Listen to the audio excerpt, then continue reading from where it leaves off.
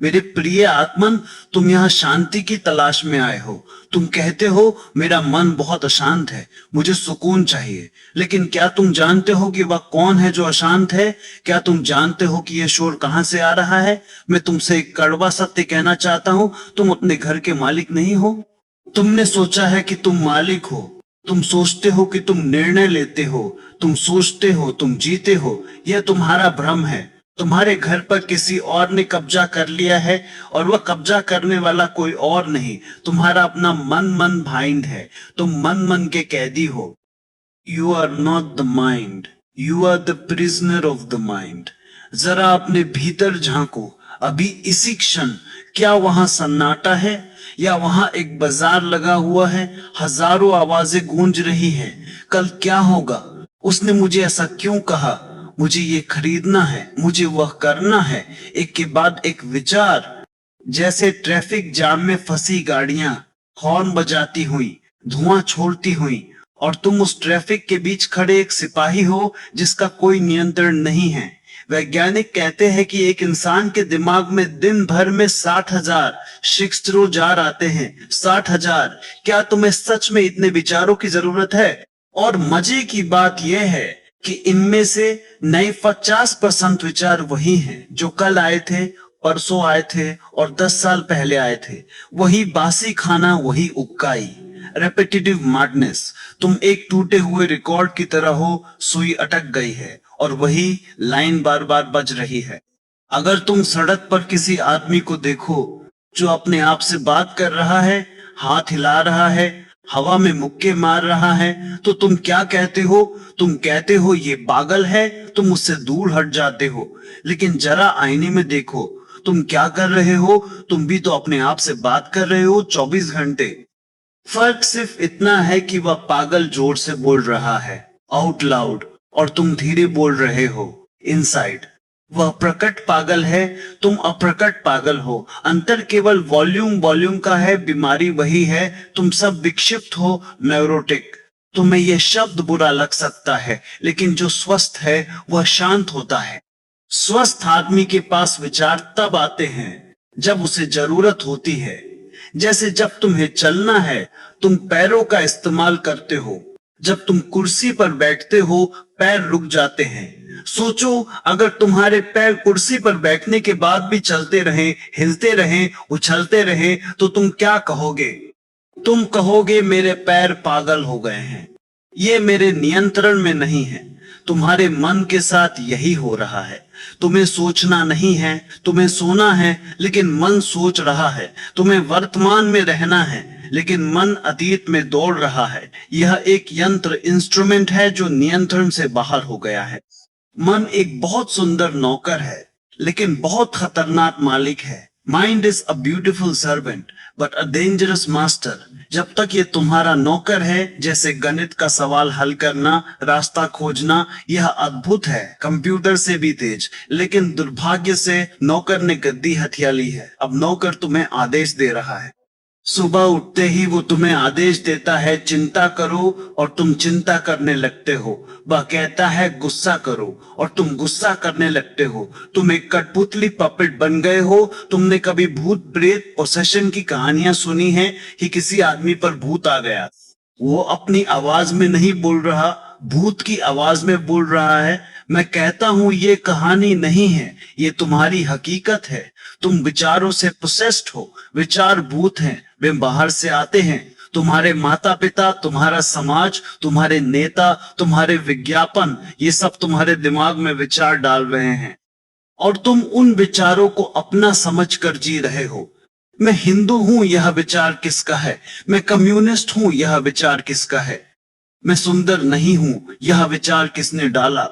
तुम कूड़ेदान डस्टबिन बन गए हो जिसमें दुनिया भर का कचरा डाला जा रहा है, और तुम उस कचरे की रक्षा करते हो, तुम उस कचरे के लिए लड़ते हो।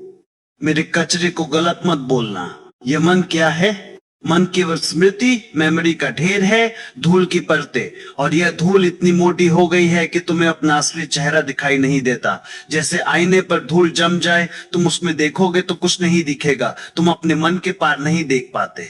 तुम वास्तविकता, रियलिटी को नहीं देखते। तुम हमेशा अपनी व्याख्या, इंटरप्रिटेशन को देखते हो, तुम एक गुलाब का फूल देखते हो, तुरंत मन बीच में आ जाता है। वो कहता है यह गुलाब है, यह लाल है, यह सुंदर है, यह कल मुरझा जाएगा, यह महंगा है। तुमने फूल को नहीं देखा, तुमने शब्दों की दीवार खड़ी कर दी। बच्चा फूल को देखता है बिना किसी शब्द के, वह उसे छूता है, सूंघता है, वह अनुभव करता है। तुम अनुभव नहीं करते, तुम सोचते हो। Thinking has become a barrier.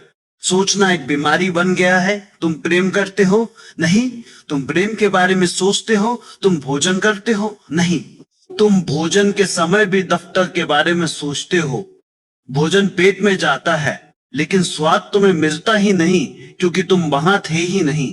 तुम एक एब्सेंट लैंडलॉर्ड हो, तुम अपने ही जीवन से अनुपस्थित हो और तुम्हारी जगह तुम्हारा मन जी रहा है। मन एक परजीवी पैरासाइट है, वो तुम्हारी ऊर्जा चूसता है। तुम थकान महसूस करते हो। शारीरिक काम न करने पर भी तुम शाम को थक जाते हो। क्यों? क्योंकि तुम्हारे दिमाग ने इतनी ऊर्जा जला दी है व्यर्थ के विचारों में। चिंता चिता समान है, ये कहावत पुरानी है, लेकिन आज ये वैज्ञानिक सत्य है। तुम्हारा मन तुम्हें खा रहा है कैंसर की तरह। और तुम क्या करते हो? तुम इस मन को रोकने की कोशिश करते हो। तुम कहते हो मुझे विचार नहीं चाहिए, मुझे शांत होना है। तुम बैठते हो ध्यान करने, तुम आंखें बंद करते हो और तुम विचारों से लड़ने लगते हो। जाओ, विचार मत आओ। और जितना तुम उन्हें भगाते हो, वे उतनी ही ताकत से वापस आते हैं। जिस चीज का तुम विरोध करते हो वह बनी रहती है। What you resist persists। अगर मैं तुमसे कहूं बंदर के बारे में मत सोचना, अगले 1 मिनट तक बंदर का ख्याल नहीं आना चाहिए, तो क्या होगा? तुम्हारे दिमाग में सिर्फ बंदर आएंगे, नाचते हुए बंदर, लाल मुंह वाले बंदर। क्यों? क्योंकि न सोचना भी सोचना ही है। निषेध, नेगेशन भी आमंत्रण है। तुम मन से मन को नहीं जीत सकते। तुम कीचड़ को कीचड़ से साफ नहीं कर सकते। तुम्हें कीचड़ से बाहर निकलना होगा, तुम्हें एक छलांग लगानी होगी। मैं तुम्हें यहाँ मन को शांत करने की तकनीक सिखाने नहीं आया। शांत मन, क्वाइट माइंड जैसी कोई चीज नहीं होती। मन का स्वभाव है अशांति। मन का अर्थ ही है शोर। अगर शोर बंद हो जाए तो मन बचेगा ही नहीं, वह नो माइंड हो जाएगा। अमन, शून्य। तुम्हें अपने मन को सुधारना नहीं है, तुम्हें अपने मन को त्यागना है। त्यागने का मतलब ये नहीं कि सिर काट दो, त्यागने का मतलब है उससे अपनी पहचान, आइडेंटिफिकेशन तोड़ लेना। यह जानना कि मैं मन नहीं हूं, मैं वह हूं जो मन को देख रहा है। साक्षी, विटनेसिंग, यही एकमात्र चाबी है इस पागलखाने से बाहर निकलने की। कल्पना करो तुम सड़क के किनारे खड़े हो, ट्रैफिक चल रहा है। अगर तुम ट्रैफिक को सिर्फ देखो बिना उसमें कूदे तो तुम्हें कोई चोट नहीं लगेगी। ट्रैफिक आएगा और चला जाएगा।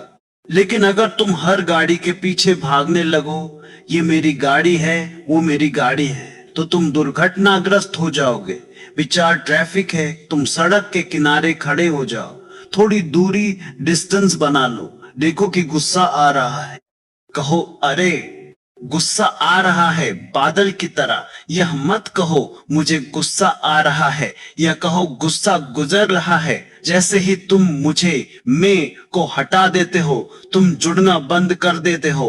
और जब तुम जुड़ते नहीं हो तो विचार को ऊर्जा नहीं मिलती। वह आता है, थोड़ी देर मंडराता है और चला जाता है।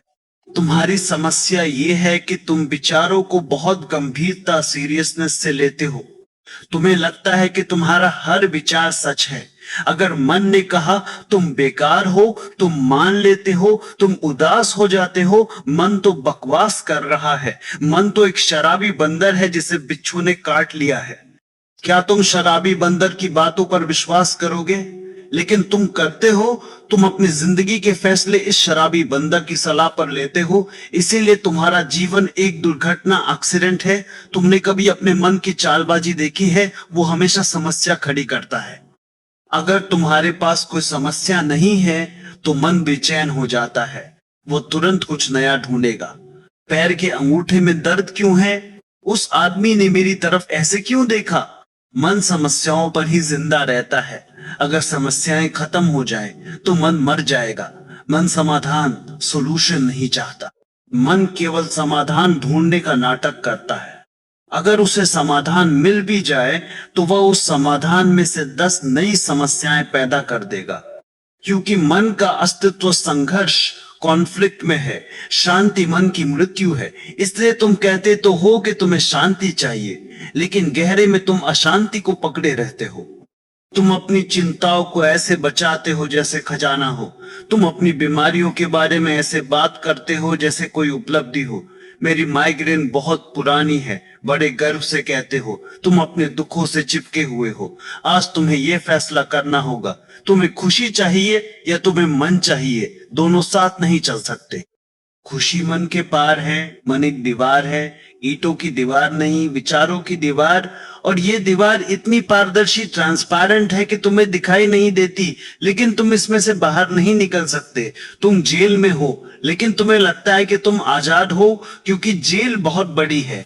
दफ्तर से घर, घर से दफ्तर, तुम जेल के एक सेल से दूसरे सेल में जा रहे हो। तुम्हारे विचार तुम्हारी बेड़ियां हैं। मैं तुम्हें बगावत सिखाने आया हूं, रेबेलियन, किसी सरकार के खिलाफ नहीं, अपने ही मन के खिलाफ। ये सबसे बड़ा जिहाद है, ये सबसे बड़ा धर्म युद्ध है। अपने भीतर के उस तानाशाह डिक्टाटोर को गद्दी से उतारना जो तुम्हें नाच नचा रहा है। कैसे? लड़कर नहीं, जागकर। जैसे कमरे में अंधेरा हो, तुम अंधेरे से लड़ते नहीं हो, तुम अंधेरे को लाठी से मारते नहीं हो, तुम बस एक दिया जला देते हो। दिया जला और अंधेरा गायब। अवेयरनेस, जागरूकता, वह दिया है। जैसे ही तुम अपने मन के प्रति जागरूक होते हो, जैसे ही तुम देखना शुरू करते हो कि अरे यह विचार चल रहा है, उसी क्षण विचार रुक जाता है। सजगता और विचार साथ नहीं चल सकते। Awareness and thinking can not coexist. ध्यान का अर्थ है सोचने की प्रक्रिया का रुक जाना, इंटरवल। दो विचारों के बीच का खाली स्थान, गैप। एक विचार गया, दूसरा अभी नहीं आया। बीच में जो सन्नाटा है वही परमात्मा है, वही सत्य है, वही तुम हो। शुरुआत में यह गैप बहुत छोटा होगा, एक क्षण का, लेकिन वो एक क्षण तुम्हें वो स्वाद चखा देगा जो दुनिया की सारी दौलत नहीं दे सकती। वो अमृत की बूंद है। और धीरे धीरे जैसे जैसे तुम अभ्यास करोगे, ये गैप बड़ा होता जाएगा। फिर तुम काम करोगे, बात करोगे, चलोगे, लेकिन भीतर वो सन्नाटा बना रहेगा। तुम भीड़ में भी अकेले होगे, तुम शोर में भी शांत होगे। यही मुक्ति है। तुम अभी मन के तलघर बासमेंट में रह रहे हो, अंधेरे में, सीलन में। मैं तुम्हें छत, टेरेस पर बुला रहा हूं, खुले आकाश के नीचे, जहां ताजी हवा है, जहां सितारे हैं। सीढ़ियां तुम्हारे पास हैं, बस तुम्हें चढ़ना शुरू करना है। लेकिन याद रखना, मन तुम्हें रोकेगा, वह तुम्हें तर्क देगा। यह सब बकवास है। ध्यान से क्या होगा? समय बर्बाद मत करो, पैसा कमाओ। मन अपनी गद्दी बचाने की पूरी कोशिश करेगा। वो तुम्हें डराएगा, अगर विचार बंद हो गए तो मैं काम कैसे करूंगा, मैं पागल हो जाऊंगा। नहीं, तुम पागल नहीं होगे, तुम शांति, समझदारी को उपलब्ध होगे। पागल तो तुम अभी हो। क्या तुम तैयार हो इस पागल खाने से बाहर निकलने के लिए? क्या तुम तैयार हो अपनी जंजीरों को तोड़ने के लिए?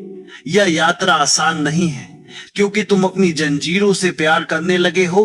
कैदी को अपनी जेल से मोह हो जाता है। वो डरता है कि बाहर जाकर क्या करूंगा, लेकिन बाहर ही जीवन है, भीतर केवल मौत है। अगले भाग में हम तुम्हारे मन की संरचना, स्ट्रक्चर को समझेंगे। हम समझेंगे कि ये मन कैसे काम करता है। ईगो, इंटेलेक्ट, मेमोरी, ये सब क्या है, और कैसे ये तुम्हें अतीत, पास्ट और भविष्य, फ्यूचर के झूले में झुलाते रहते हैं और वर्तमान, प्रेजेंट को खा जाते हैं। जब तक तुम अपने दुश्मन की रणनीति, स्ट्रैटेजी नहीं समझते, तुम उसे हरा नहीं सकते। मेरे प्रिय आत्मन, हमने बात की कि तुम मन के कैदी हो, लेकिन ये मन काम कैसे करता है, इसकी शक्ति क्या है, इसे समझाने के लिए मैं तुम्हें एक पुरानी कथा सुनाना चाहता हूं। यह कथा कल्पवृक्ष, विश फुलफिलिंग ट्री की है। तुमने स्वर्ग की कहानियों में कल्पवृक्ष के बारे में सुना होगा। एक ऐसा जादुई पेड़ जिसके नीचे बैठकर तुम जो भी इच्छा करो वो तुरंत पूरी हो जाती है। तुमने सोचा और वह घटित हुआ। तुम्हारे विचार और वास्तविकता के बीच वहां कोई समय का अंतराल, एक बार की बात है, एक बार की बात है। एक यात्री, एक बहुत थका हुआ राहगीर भटकते भटकते स्वर्ग पहुंच गया। संयोग से, अक्सर लोग संयोग से ही सही जगह पहुंचते हैं। अपनी योजना से तो वे हमेशा नरक में ही गिरते हैं। वह बहुत थका हुआ था। उसे एक विशाल घना पेड़ दिखाई दिया। वह उस पेड़ की छांव में जाकर सो गया। वह पेड़ कोई साधारण पेड़ नहीं था, वह कल्प वृक्ष था। लेकिन यात्री को यह पता नहीं था। उसे तो बस आराम चाहिए था। काफी देर सोने के बाद उसकी आंख खुली। उसे बहुत जोरों की भूख लगी थी। उसने लेटे लेटे ही सोचा, काश कहीं से थोड़ा स्वादिष्ट भोजन मिल जाता, मैं बहुत भूखा हूँ। और चमत्कार हुआ। जैसे ही विचार पूरा हुआ, हवा में से थालियां प्रकट हुई, तरह तरह के व्यंजन, गरम गरम, खुशबूदार। यात्री हैरान हुआ, लेकिन भूख इतनी तेज थी कि उसने तर्क नहीं किया। उसने पेट भर कर खाना खाया। जब पेट भर गया तो उसे प्यास लगी। उसने सोचा, खाना तो मिल गया, काश थोड़ा शीतल जल या मदिरा मिल जाती। तुरंत सोने के कलश में शीतल जल और मदिरा प्रकट हो गई। उसने पिया, वो तृप्त हो गया। शरीर को आराम मिल गया था, पेट भर गया था, प्यास बुझ गई थी। अब उसका मन जाग गया। जब तक शरीर की जरूरतें नीड्स थी तब तक ठीक था। अब शरीर संतुष्ट था तो दिमाग ने अपना खेल शुरू किया। यात्री लेटे लेटे सोचने लगा, ये हो क्या रहा है। मैंने खाना मांगा, खाना आ गया। मैंने पानी मांगा, पानी आ गया। यहाँ कोई दिखता तो है नहीं, जरूर यहाँ कोई गड़बड़ है। कहीं यहाँ भूत प्रेत तो नहीं रहते। मन ने संदेह, डाउट फेंका, और चूंकि वो कल्प वृक्ष के नीचे था, विचार तुरंत हकीकत बन गया। तुरंत पेड़ के चारों तरफ भयानक भूत प्रेत प्रकट हो गए। डरावने, विभत्स। यात्री उन्हें देखकर कांप गया। उसका डर और गहरा हो गया। उसने सोचा, हे भगवान, ये तो सचमुच भूत है। अब तो ये मुझे मार डालेंगे। और चूंकि कल्पवृक्ष विचार को तथास्तु कहता है, भूतों ने उस पर हमला कर दिया और उसे मार डाला। Long pause. यह कहानी केवल एक यात्री की नहीं है। यह कहानी तुम्हारी है, तुम्हारे मन की है। तुम्हारा मन ही वह कल्प वृक्ष है। Your mind is the wish fulfilling tree. तुम जो भी सोचते हो, देर सवेर वो हकीकत बन जाता है। मन एक सृजनकर्ता, क्रिएटर है। लेकिन समस्या ये है कि तुम्हें ये पता ही नहीं है कि मांगना क्या है।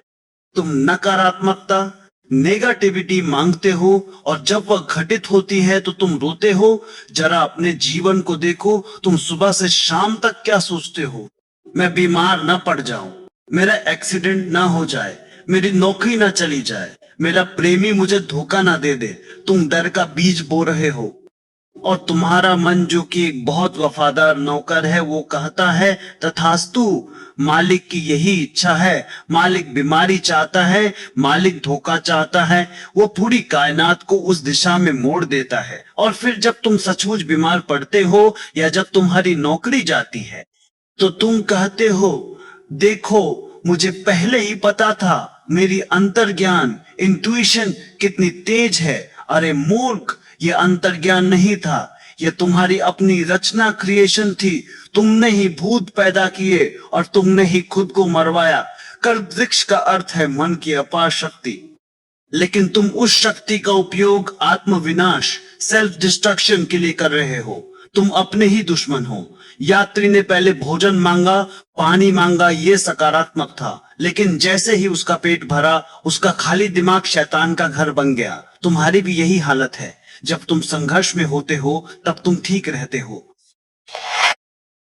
लेकिन जैसे ही तुम्हें थोड़ा आराम मिलता है, थोड़ी सफलता मिलती है, तुम पागल हो जाते हो। तुम काल्पनिक समस्याएं, इमेजिनरी प्रॉब्लम्स खड़ी कर लेते हो। वो यात्री भूतों से नहीं मरा, वो अपने संदेह से मरा। तुम्हारे जीवन में भी जो भूत है, चिंता के, तनाव के, डिप्रेशन के, वे असली नहीं है। वे तुम्हारे मन के प्रोजेक्शन हैं। तुमने ही उन्हें सोचा और तुमने ही उन्हें ऊर्जा दी। अगर वह यात्री सोचता, शायद यहाँ देवता रहते हैं जो मेरी सेवा कर रहे हैं, तो देवता प्रकट हो जाते। वो स्वर्ग का अनुभव करता, लेकिन उसने नरक चुना। मन के पास कोई अपना विवेक नहीं होता। मन केवल एक मैग्नीफाइंग ग्लास है। तुम उसके सामने कांटा रखोगे तो वह उसे बड़ा करके भाला बना देगा। तुम उसके सामने फूल रखोगे तो वह उसे बड़ा करके बगीचा बना देगा। चयन चॉइस तुम्हारा है, लेकिन तुम बेहोश हो। तुम आदतन हैबिचुअली केवल कांटों पर ही फोकस करते हो। तुम्हारी नजर हमेशा कमी पर जाती है। गिलास आधा खाली है। जीवन में ये नहीं मिला, वो नहीं मिला। तुम अभाव लैक को सोचते हो, इसलिए तुम अभाव को आकर्षित करते हो। यह कहानी तुम्हें यह बताने के लिए है कि तुम अपने जीवन के रचयिता हो। तुम्हारे अलावा कोई और जिम्मेदार नहीं है। न तुम्हारे ग्रह नक्षत्र, न तुम्हारा भाग्य, न तुम्हारे दुश्मन। सब कुछ तुम्हारे भीतर से उपजा है। You are the architect of your own misery. और मजे की बात यह है कि तुम अपनी पीड़ा से प्यार करते हो। तुम अपने भूतों को पालते हो। अगर तुम्हारे पास चिंता करने को कुछ ना हो तो तुम्हें लगता है कि कुछ गड़बड़ है। आज सब इतना शांत क्यों है? जरूर कोई तूफान आने वाला है। तुम शांति को बर्दाश्त ही नहीं कर सकते। वह यात्री वहां से भाग सकता था। वह सोच सकता था मैं गायब हो जाऊं, तो वह गायब हो जाता, बच जाता। लेकिन डर ने उसे लकवा, पैरालाइज मार दिया। जब तुम बहुत ज्यादा सोचते हो, ओवर थिंकिंग, तो तुम भी पैरालाइज हो जाते हो। तुम निर्णय नहीं ले पाते। तुम बस एक ही डरावने विचार को बार बार दोहराते रहते हो। मन एक बहुत अच्छा स्लेव दास है, लेकिन बहुत बुरा मास्टर मालिक है। जब वो यात्री भूखा था तो मन ने दास की तरह काम किया, खाना दिया। जब वो खाली बैठा था तो मन मालिक बन गया और उसने उसे मार डाला। तुम्हें इस कल्प वृक्ष के नीचे से उठना होगा, या फिर तुम्हें यह सीखना होगा कि कल्प वृक्ष से मांगना क्या है। लेकिन जब तक तुम बेहोश हो तुम गलत ही मांगोगे। बेहोश आदमी के हाथ में अलादीन का चिराग दे दो तो वो उससे अपना घर ही जला लेगा। तुम्हारे विज्ञान ने तुम्हें अपार शक्ति दी है। परमाणु ऊर्जा, इंटरनेट, आर्टिफिशियल इंटेलिजेंस, ये सब कल्प वृक्ष के फल है। लेकिन तुम्हारे मन का स्तर, लेवल ऑफ कॉन्शियसनेस अभी भी उसी डरे हुए यात्री जैसा है। इसलिए तुम इन शक्तियों का उपयोग युद्ध के लिए, घृणा फैलाने के लिए कर रहे हो। तुम अपनी ही तकनीक से खुद को मारने की तैयारी कर रहे हो। भूत प्रकट हो चुके हैं। तीसरा विश्व युद्ध, जलवायु परिवर्तन, क्लाइमेट चेंज, मानसिक महामारियां, ये सब वे भूत है जो इंसानी दिमाग ने पैदा किए हैं। अब सवाल ये है बचे कैसे? उस यात्री के पास तो समझने का समय नहीं था, लेकिन तुम्हारे पास समय है। तुम अभी जिंदा हो। तुम्हें अपने विचारों के प्रति जागना होगा। तुम्हें देखना होगा कि तुम क्या फीड कर रहे हो अपने कल्पवृक्ष को। हर बार जब तुम किसी की बुराई करते हो तुम जहर बो रहे हो। हर बार जब तुम भविष्य से डरते हो तुम अपनी कब्र खोद रहे हो। सकारात्मक सोच, पॉजिटिव थिंकिंग काफी नहीं है, क्योंकि सकारात्मक सोच अक्सर ऊपर ऊपर की होती है और भीतर डर बैठा होता है। तुम्हें विचार शून्यता, थॉटलेसनेस की तरफ बढ़ना होगा। पेड़ के नीचे से हटना होगा, उस जगह जाना होगा जहां कोई विचार नहीं है, जहां न भूख है, न प्यास है, न भूत है, केवल शुद्ध आकाश है। अगले भाग में हम तुम्हारे मन की संरचना का विखंडन, डिकंस्ट्रक्शन करेंगे। हम देखेंगे कि ये मन कैसे अतीत, पास्ट और भविष्य, फ्यूचर का जाल बुनकर तुम्हें फंसाता है। हम समझेंगे कि समय, टाइम और मन, माइंड एक ही सिक्के के दो पहलू कैसे हैं। तैयार हो जाओ, हम कल्प वृक्ष की जड़ों को खोदने जा रहे हैं। मेरे प्रिय आत्मन, हमने उस यात्री की कहानी सुनी जो कल्प वृक्ष के नीचे मारा गया। वह अपने विचारों से मारा गया, लेकिन ये विचार आते कहां से हैं? इनका कच्चा माल, रॉ मटेरियल क्या है? तुम्हारे मन के पास दो ही गोदाम है। एक है अतीत, पास्ट, स्मृति, यादें। दूसरा है भविष्य, फ्यूचर, कल्पना, सपने। और मजे की बात यह है कि ये दोनों ही झूठ है। अतीत अब नहीं है, वो जा चुका है, वह एक लाश है। भविष्य अभी नहीं है, वह आया नहीं है, वह एक सपना है। और तुम इन दो नहीं, नॉन एक्सिस्टेंशियल चीजों के बीच में पिस रहे हो। जरा अपने मन को देखो, ये एक पेंडुलम की तरह है, घड़ी का पेंडुलम। वह बाएं जाता है अतीत में, फिर दाएं जाता है भविष्य में। वह कभी बीच में नहीं रुकता। क्षण भर के लिए बीच से गुजरता है, लेकिन रुकता नहीं है। क्योंकि अगर पेंडुलम बीच में रुक जाए तो घड़ी बंद हो जाएगी, समय रुक जाएगा। और अगर तुम्हारा मन अभिनव में रुक जाए तो मन मर जाएगा। मन का अस्तित्व ही समय में है। तुम कभी भी अभी में नहीं होते। जब तुम भोजन कर रहे होते हो तो तुम्हारा मन दफ्तर में होता है, अतीत की फाइलों में, या शाम की पार्टी में होता है, भविष्य की योजना में। तुम्हारे हाथ खाना मुंह में डाल रहे हैं, लेकिन तुम वहां नहीं हो। तुम एक रोबोट की तरह खा रहे हो। इसलिए तुम्हें भोजन का स्वाद नहीं मिलता, इसलिए तुम्हें जीवन का स्वाद नहीं मिलता। तुमने जीवन को एक वेटिंग रूम, प्रतीक्षालय बना दिया है। तुम हमेशा किसी चीज का इंतजार कर रहे हो। बचपन में तुम जवानी का इंतजार करते हो, जवानी में तुम शादी का, सफलता का इंतजार करते हो, बुढ़ापे में तुम मौत का इंतजार करते हो। तुम कभी जीते नहीं हो, तुम हमेशा जीने की तैयारी करते हो, प्रिपेयरिंग टू लाइफ।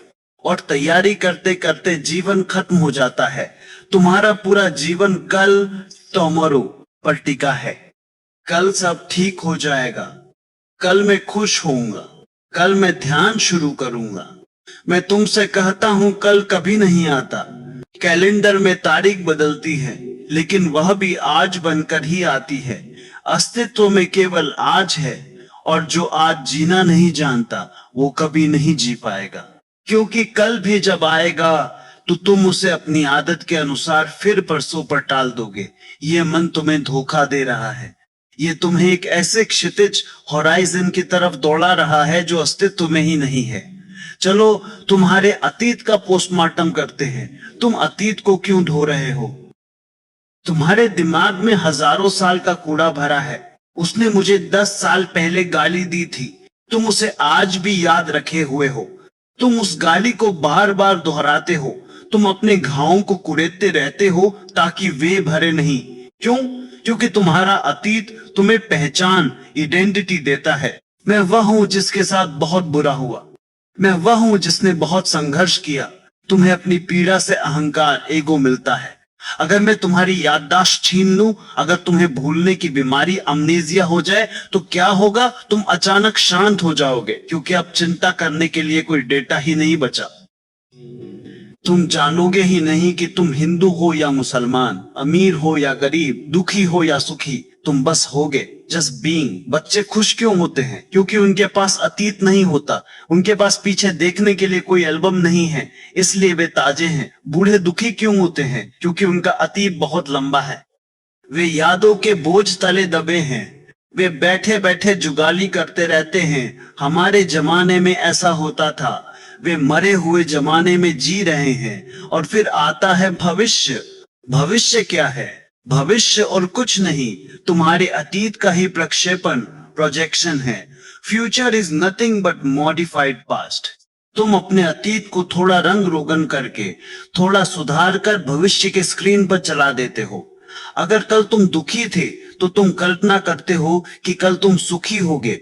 सुख की परिभाषा भी तुम अतीत से ही लेते हो। तुम कुछ नया नहीं सोच सकते। मन नया, न्यू सोच ही नहीं सकता। मन केवल पुराने, ओल्ड को दोहरा सकता है। नया तो अज्ञात, अननोन से आता है, और मन अज्ञात से डरता है। तो तुम एक घेरे, सर्कल में घूम रहे हो। वही पुरानी गलतियां, वही पुराने दुख, बस नए रंग रूप में। इसे भारतीय दर्शन में संसार चक्र कहा गया है।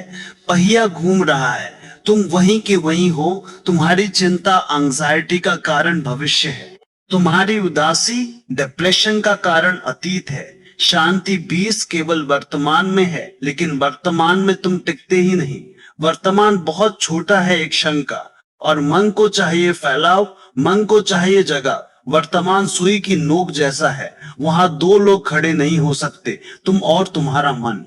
अगर तुम वर्तमान में हो तो मन गायब हो जाएगा, अगर मन है तो वर्तमान गायब हो जाएगा। कभी किसी गहरे खतरे के क्षण को याद करो। मान लो तुम जंगल में हो और सामने शेर आ जाए, उस क्षण क्या होता है? क्या तुम सोचते हो? क्या तुम योजना बनाते हो कि कल क्या करूंगा? नहीं, उस क्षण विचार रुक जाते हैं। उस क्षण तुम पूरी तरह जाग जाते हो, टोटल प्रेजेंस। क्योंकि खतरा तुम्हें वर्तमान में खींच लाता है। उस क्षण में कोई मन नहीं होता, केवल चेतना होती है। इसलिए खतरे में एक अजीब सा आकर्षण है। लोग पहाड़ों पर चढ़ते हैं, रेसिंग करते हैं, ताकि वे उस नो माइंड की अवस्था को पा सके। लेकिन तुम्हें शेर के सामने जाने की जरूरत नहीं है। तुम्हें बस इस तंत्र को समझना है। तुम एक ट्रेन में सफर कर रहे हो, लेकिन तुम सीट पर बैठने की बजाय अपना सामान सिर पर रख कर खड़े हो, और तुम भाग रहे हो ट्रेन के अंदर ही। तुम्हें लगता है कि तुम्हारे भागने से ट्रेन जल्दी पहुंचेगी, नहीं, तुम बस खुद को थका रहे हो। अस्तित्व की ट्रेन चल रही है, तुम बैठ जाओ, बोझ नीचे रख दो। तुमने अपने सिर पर पूरी दुनिया का बोझ उठा रखा है। अगर मैंने चिंता नहीं की तो दुनिया कैसे चलेगी? तुम्हारे बिना भी दुनिया मजे में चल रही थी, और तुम्हारे बाद भी चलेगी। तुम इतने जरूरी नहीं हो। रिलैक्स, ये मन एक नशा है। सोचना, थिंकिंग भी शराब की तरह एक लत, एडिक्शन है। अगर तुम थोड़ी देर ना सोचो तो तुम्हें तलब लगती है। तुम बेचैन हो जाते हो, तुम तुरंत मोबाइल उठाते हो, अखबार उठाते हो, कुछ तो मिले दिमाग को खाने के लिए। तुम्हें खालीपन, एम्प्टीनेस से डर लगता है, क्योंकि खालीपन में तुम्हें अपनी असली सूरत दिखाई देने लगती है। और वह सूरत डरावनी है, क्योंकि वह झूठी है। तुम्हें अपने मन को अनलर्निंग सिखानी होगी। सीखना बहुत हो गया। तुमने स्कूल में सीखा, कॉलेज में सीखा, अब तुम्हें बुलाना सीखना होगा। कूड़े को बाहर फेंकना सीखना होगा। ध्यान, मेडिटेशन क्या है? ध्यान मन की सफाई है। जैसे तुम रोज घर में झाड़ू लगाते हो, अगर तुम 3 दिन झाड़ू ना लगाओ तो धूल जम जाती है। तुमने अपने दिमाग में सालों से झाड़ू नहीं लगाई है, वहां विचारों के जाले लग गए हैं, वहां मरे हुए सपनों की लाशें पड़ी है, बदबू आ रही है तुम्हारे भीतर से। इसीलिए तुम इत्र छिड़कते हो, अच्छे कपड़े, मुस्कुराहट, ताकि बदबू दब जाए। लेकिन बदबू जाती नहीं। सफाई करो, रोज सुबह या रोज रात बैठ जाओ और देखो कि दिमाग में क्या चल रहा है, और जो भी कचरा दिखे उसे बाहर फेंक दो। यह गुस्सा बेकार है, फेंको। यह लालच बेकार है, फेंको। यह याद, अब इसकी जरूरत नहीं, फेंको। खाली हो जाओ, इतने खाली कि हवा तुम्हारे आर पार गुजर जाए। इतने खाली कि अगर कोई तुम्हें गाली भी दे तो वह गाली तुम्हारे भीतर से गुजर जाए और तुम्हें छुए भी नहीं। क्योंकि भीतर कोई मैं, ईगो ही नहीं है जो चोट खा सके। चोट हमेशा दीवार को लगती है, स्पेस, अवकाश को चोट नहीं लगती। तुम दीवार बन गए हो, ठोस पत्थर जैसे। तुम कहते हो मेरी पर्सनालिटी बहुत स्ट्रांग है। पर्सनालिटी का मतलब है पत्थर होना। तुम्हें पानी जैसा होना है, तरल, फ्लूइड। मन हमेशा ठोस होता है, आत्मा तरल होती है।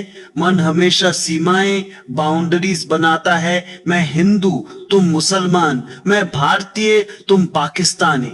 आत्मा कोई सीमा नहीं जानती, आकाश की कोई सरहद नहीं होती। तुम्हें अपने मन से थोड़ा ऊपर उठना होगा, जैसे हवाई जहाज बादलों के ऊपर उठता है। नीचे तूफान है, बारिश है, बिजली है, ऊपर धूप है, शांति है। तुम अभी बादलों, मन के बीच फंसे हो। थोड़ी ऊंचाई बढ़ाओ, राइज योर कॉन्शियसनेस। साक्षी भाव, विटनेसिंग, वही ऊंचाई है जब तुम अपने विचारों को दूर से देखने लगते हो।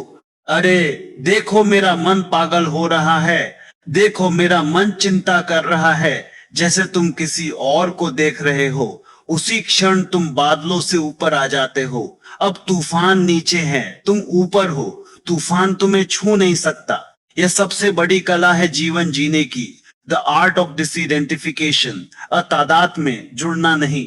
तुमने देखा है कमल का पत्ता, वह पानी में रहता है, लेकिन अगर तुम उस पर पानी की बूंद डालो तो वह बूंद मोती की तरह चमकती है, लेकिन पत्ते को गीला नहीं करती। पत्ता पानी को छूता है पर पानी से जुड़ता नहीं है। तुम्हें ऐसा ही बनना है। संसार में रहो, बाजार में रहो, परिवार में रहो, मन का उपयोग करो, लेकिन मन को खुद को गीला मत करने दो। विचारों की बूंदों को फिसल जाने दो। जब तुम ये कला सीख जाओगे तो तुम समय, टाइम से बाहर निकल जाओगे। तुम कालातीत, टाइमलेस हो जाओगे, और जो कालातीत है वही मृत्युंजय है। मौत केवल समय की होती है। अगर तुम समय के बाहर हो तो मौत तुम्हारा बाल भी बांका नहीं कर सकती। तुम अभी इतिहास, हिस्ट्री में जी रहे हो।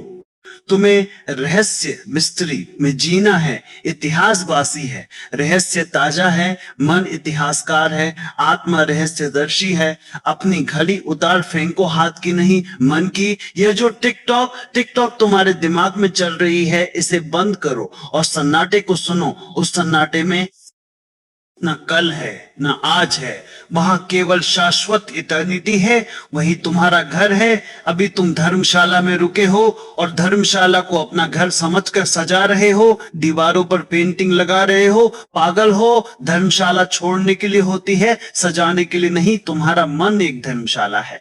यात्री आते हैं, विचार रुकते हैं, चले जाते हैं। तुम उनके मालिक मत बनो, तुम बस चौकीदार वॉचर रहो।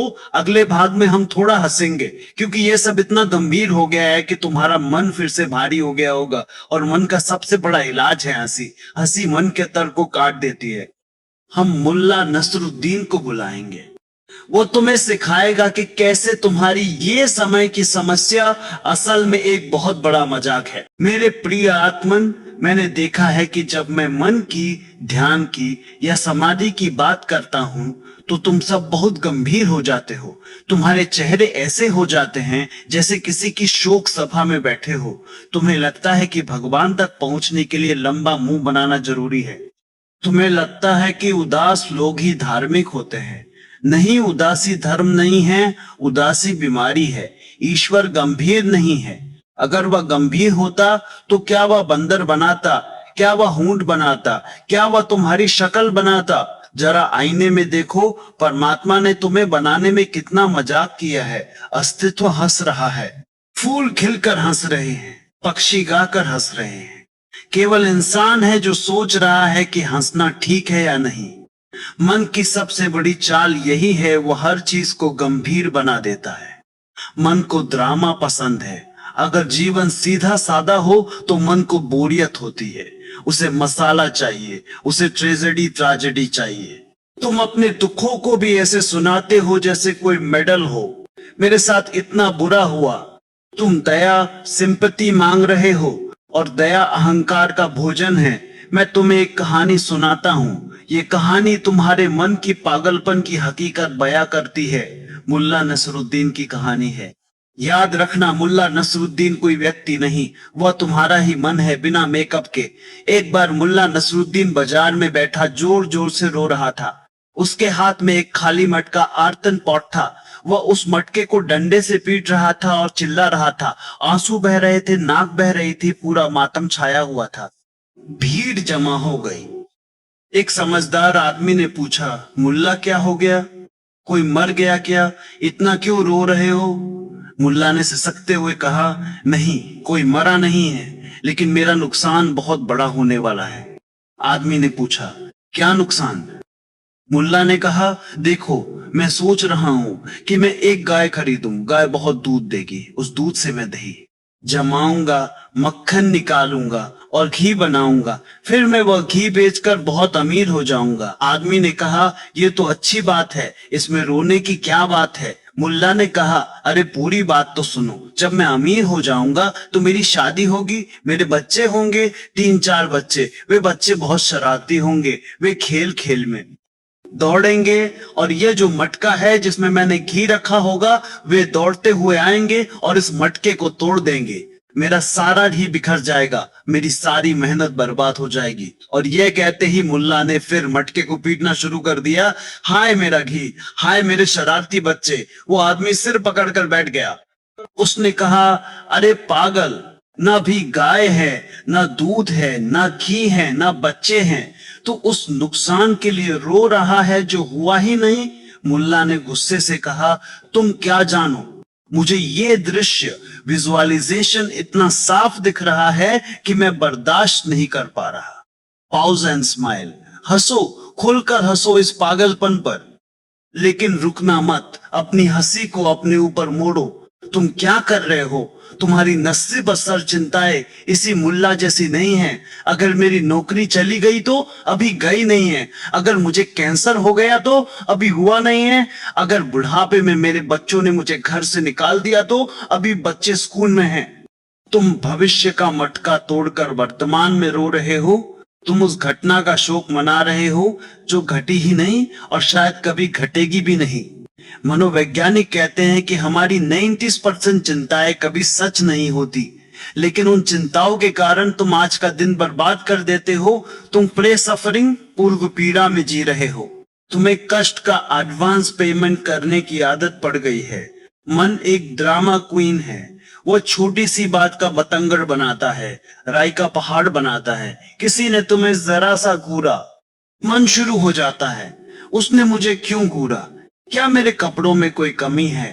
क्या वो मुझसे नफरत करता है? क्या वो मेरे खिलाफ साजिश कर रहा है? अरे भाई, हो सकता है उसकी गर्दन में दर्द हो या वह ख्यालों में खोया हो, लेकिन तुम्हारा मन पूरी कहानी स्क्रिप्ट लिख देता है, सस्पेंस, थ्रिलर, मर्डर मिस्ट्री, और तुम उस कहानी के मुख्य पात्र बनकर डरने लगते हो। एक और किस्सा सुनो, यह तुम्हें बताएगा कि कैसे तुम्हारा मन तुम्हें अंधा बना देता है। मुल्ला नसरुद्दीन और उसके 10 दोस्त नदी पार कर रहे थे। नदी पार करने के बाद मुल्ला को चिंता हुई, कहीं कोई डूब तो नहीं गया। उसने गिनती शुरू की, 1 2 3 4 9 9। मुल्ला घबरा गया, 10 लोग थे, 9 बचे, 1 डूब गया। उसने दोबारा गिना, फिर 9। सब दोस्त रोने लगे, मातम छा गया। हाय, हमारा प्यारा दोस्त डूब गया। पता नहीं कौन डूबा, लेकिन कोई तो डूबा है। वे नदी किनारे बैठकर छाती पीटने लगे। वहां से एक राहगीर गुजर रहा था। उसने देखा 10 बेवकूफ रो रहे हैं। उसने पूछा, क्या हुआ? मुल्ला ने कहा, हम 10 थे, अब 9 बचे हैं, 1 डूब गया। राहगीर ने गिना, 10 लोग बैठे थे। वह समझ गया कि माजरा क्या है। उसने कहा, रो मत, मैं तुम्हारे दोस्त को जिंदा कर सकता हूँ, वह जादू से वापस आ जाएगा। मुल्ला खुश हो गया, आप तो भगवान हैं, जल्दी कीजिए। राहगीर ने डंडा उठाया। उसने पहले दोस्त के सिर पर एक जोर का डंडा मारा। दोस्त चिल्लाया, आह एक। फिर दूसरे को मारा, आह 2। ऐसे करते करते उसने 10वें आदमी मुल्ला के सिर पर डंडा मारा। मुल्ला चिल्लाया, आह 10। राहगीर ने कहा, लो, मिल गया 10वां। वो तुम्हारे भीतर ही था, बस डंडे की जरूरत थी बाहर आने के लिए। लाफ्टर। इस कहानी का मर्म समझो। वो 10वां आदमी कौन था? वो गिनने वाला द काउंटर खुद था। मुल्ला सबको गिन रहा था, लेकिन खुद को भूल गया। यही तुम्हारी आध्यात्मिक स्थिति है। तुम पूरी दुनिया को जानते हो। तुम जानते हो कि पृथ्वी गोल है। तुम जानते हो कि अमेरिका का राष्ट्रपति कौन है। तुम जानते हो कि पड़ोसन के घर में क्या पक रहा है। तुमने सबको गिन लिया, लेकिन तुम उस एक को भूल गए जो ये सब जान रहा है, स्वयं, द सेल्फ। तुम बाहर की तरफ देख रहे हो, ऑब्जेक्टिव। तुम्हारी आंखें बाहर खुलती हैं, तुम खुद को देख ही नहीं पाते। तुम अपनी ही गिनती में गायब हो। यही सबसे बड़ा मजाक है।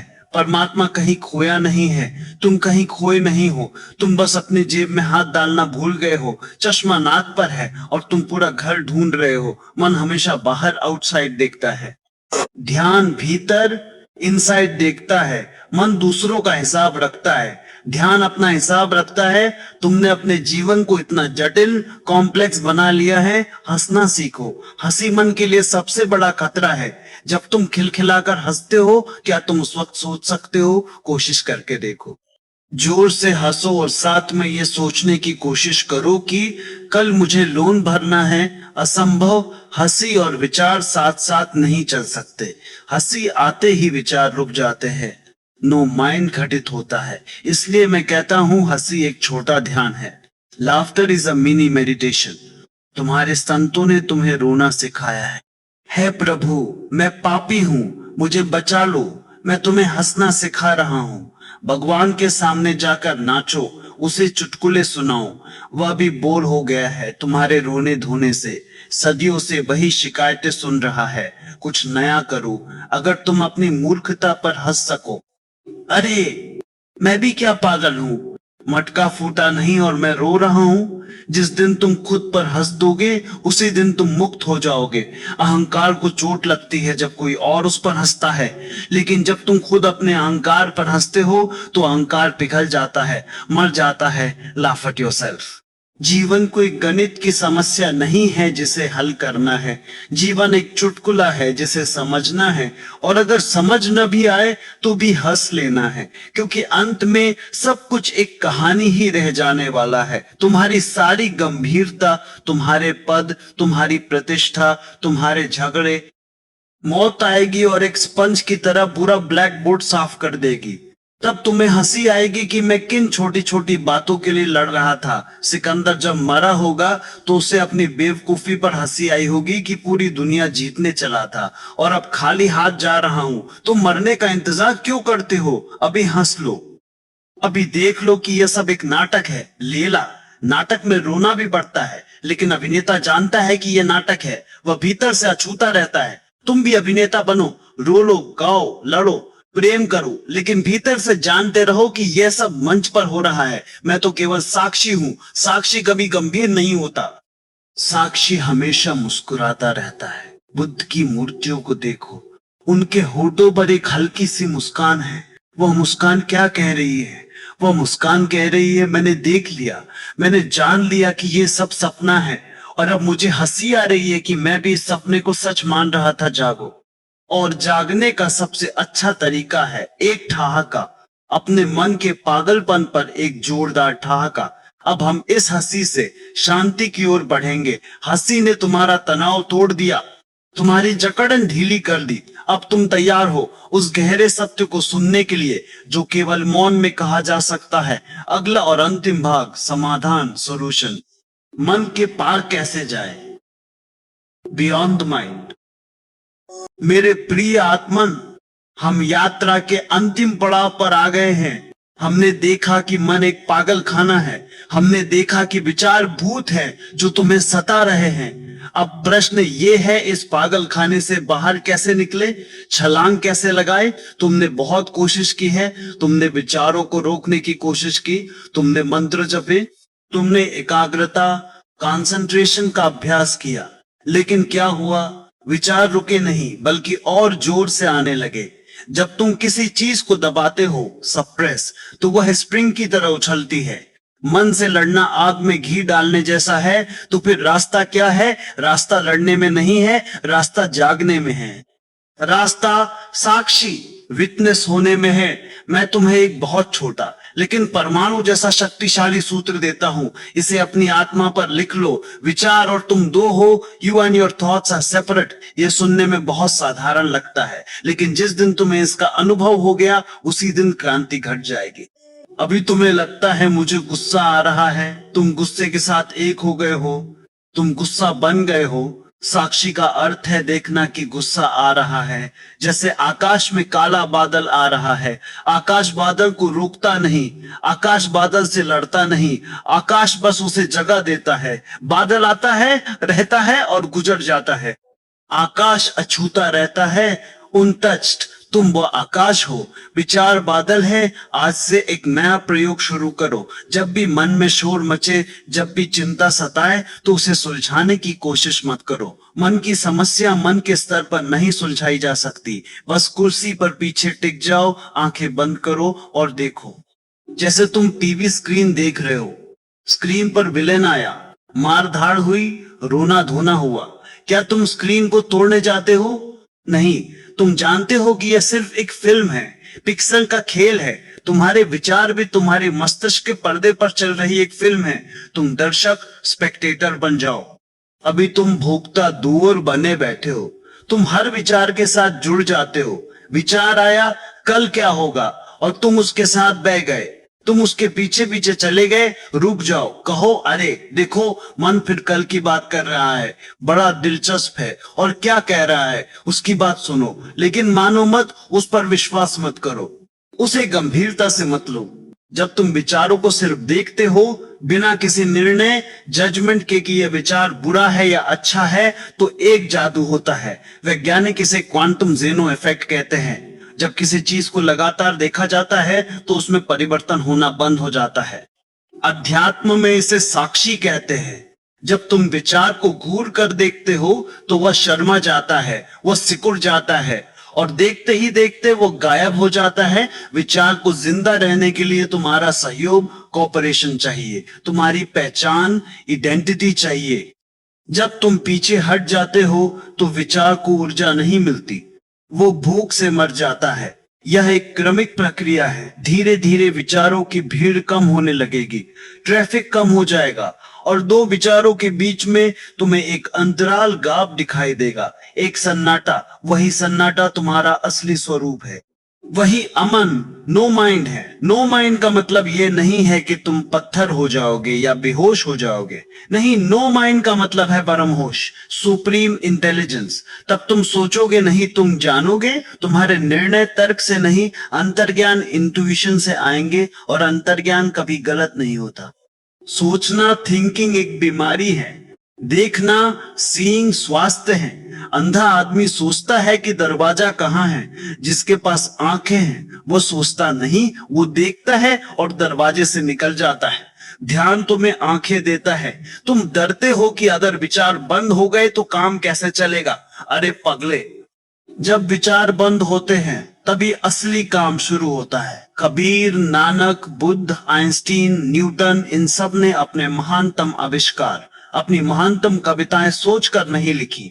वो तब उतरी जब वे शांत थे, जब मन चुप था। तब ब्रह्मांड ने उनके माध्यम से काम किया। तुम केवल एक बांसुरी बन जाओ, गीत परमात्मा गाएगा।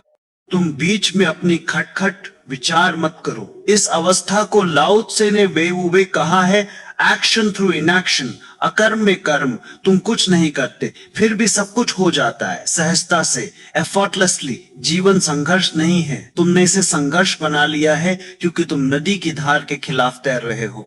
मन हमेशा खिलाफ तैरता है। समर्पण, सरेंडर का अर्थ है धार के साथ बहना, और जब तुम धार के साथ बहते हो तो नदी तुम्हें खुद सागर तक ले जाती है। तुम्हें हाथ पैर मारने की जरूरत नहीं पड़ती। तुम पूछते हो शांति कहाँ मिलेगी? शांति कहीं मिलती नहीं है, शांति तुम्हारा स्वभाव है। तुम अशांति पैदा करते हो मेहनत करके। शांति के लिए कुछ नहीं करना पड़ता, बस अशांति पैदा करना बंद कर दो, बस शोर मचाना बंद कर दो। शांति तो पहले से ही मौजूद है, वो दबी हुई है तुम्हारे शोर के नीचे। अपने घर के फर्नीचर, विचारों को थोड़ा इधर उधर हटाओ, स्पेस बनाओ, भगवान को बैठने की जगह दो। अभी तुम्हारा घर इतना भरा हुआ है कि भगवान दरवाजे पर खड़े होकर लौट जाते हैं। यहाँ तो जगह ही नहीं है, खाली हो जाओ। शून्य, emptiness is the door to God. डरो मत खालीपन से। बांसुरी खाली होती है तभी बजती है, घड़ा खाली होता है तभी पानी भरता है, कमरा खाली होता है तभी रहने लायक होता है। तुम्हारी उपयोगिता, यूटिलिटी तुम्हारे खालीपन में है, तुम्हारे भरे होने में नहीं। मैं तुम्हें एक आखिरी प्रयोग देता हूं, इसे अपनी दिनचर्या बना लो। दिन में कई बार बस 1 मिनट के लिए रुक जाओ। स्टॉप, जो कर रहे हो वही रुक जाओ। अगर चल रहे हो रुक जाओ, अगर बात कर रहे हो चुप हो जाओ और उस 1 मिनट के लिए सिर्फ देखो। आवाजें सुनो, हवा को महसूस करो, अपने भीतर देखो, पूरी तरह जाग जाओ। उस 1 मिनट में अतीत और भविष्य को गिर जाने दो, सिर्फ अभी में रहो। यह 1 मिनट का प्रयोग तुम्हारे दिन भर की बेहोशी में छेद पंक्चर कर देगा। धीरे धीरे तुम पाओगे कि यह जागृति फैलने लगी है। फिर तुम काम करते हुए भी शांत रहोगे, बाजार में भी ध्यानी रहोगे। यह संभव है, यह तुम्हारा जन्म सिद्ध अधिकार है। तुम पागल होने के लिए पैदा नहीं हुए हो, तुम बुद्ध होने के लिए पैदा हुए हो। बीज तुम्हारे अंदर है, बस थोड़ी सी खाद, थोड़ा सा पानी, थोड़ी सी धूप चाहिए। ध्यान व धूप है। अपने मन को दुश्मन मत समझो। मन बेचारा तो एक यंत्र है, तुमने उसका दुरुपयोग किया है, अब उसे विश्राम दो। उसे कहो बहुत दौड़ लिए, अब बैठो, अब चुप रहो, मालिक बनो, नौकर को उसका स्थान दिखाओ। जिस दिन तुम मन के मालिक हो जाओगे उस दिन ये जगत स्वर्ग हो जाएगा। फिर कोई दुख तुम्हें छू नहीं सकेगा। फिर मौत भी आएगी तो तुम उसे देखोगे। तुम कहोगे आओ, स्वागत है, मैं शरीर नहीं हूं, मैं मन नहीं हूं। तुम मेरा क्या बिगाड़ लोगी? तुम अमृत को उपलब्ध हो जाओगे। यह यात्रा पागलपन से परम बोध तक की यात्रा है, शोर से संगीत तक की यात्रा है, भीड़ से एकांत तक की यात्रा है। और यह यात्रा किसी गाड़ी से नहीं होती, यह यात्रा रुक जाने से होती है। दौड़ना बंद करो, पहुंच गए, यू हैव अराइव्ड। अब मैं तुम्हें अपने मौन में आमंत्रित करता हूं। शब्द केवल इशारे थे, असली बात शब्दों के बीच में है। इसे सुनो, इस सन्नाटे को पियो, जाओ और अपने जीवन को एक गीत बना लो। विचारों का शोर नहीं, आत्मा का संगीत। तथास्तु।